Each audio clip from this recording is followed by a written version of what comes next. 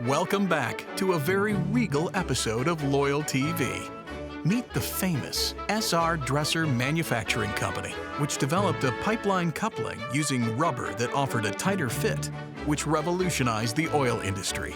The founder of the company, Solomon Robert, realized there were oil fields to be conquered and gave his son Carl advice.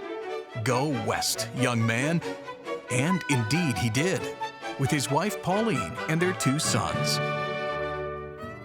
So Carl and Pauline Dresser came from Bradford, Pennsylvania in the 1920s, basically, 1919.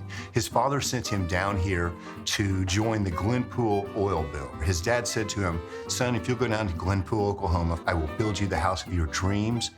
So Joseph Brodker, the designer of the Waldorf Astoria Hotel, designed the Dresser Mansion to resemble an Italian Renaissance-style home. During construction of the lavish home, the Dressers traveled Europe with their Lloyds of London designers, gathering an impressive collection of 16th century furniture, tapestries, silver, and rugs. But in fact, it clearly emphasized Pauline's interior design tastes. She was such an elaborate lady. She had two sons that lived here with them also.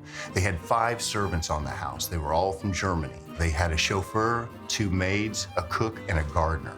Pauline's bedroom had 11 closets in it, and they were all hidden in the walls. So the walls looked like the outside of the walls with a teal texture. But then when you open them all up, they're all different. From the gloves, she had like 10 glove drawers, scarf drawers, everything. She even had folding trays for her dresses because she didn't want them to stretch on the shoulders.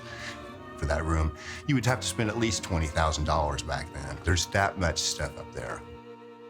The home was quickly the center of social gatherings, which it was certainly designed for.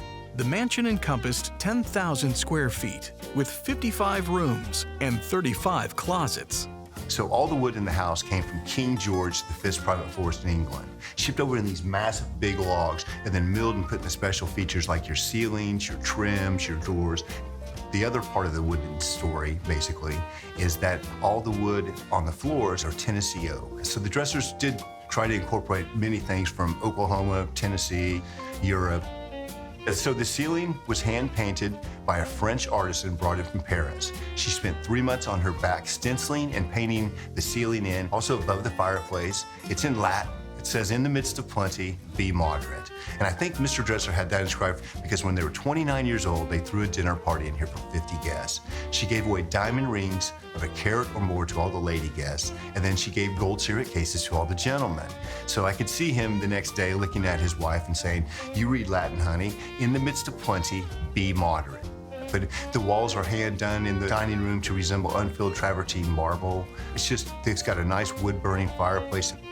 Just lots of elaborate things. The central vacuum system came out in 1914 in Oklahoma City, but the Dressers had that incorporated. They also had an enunciator on the house, which they could talk to every room in the house. In 2001, it was listed in the National Register of Historic Places, one of only 10 such homes in Tulsa.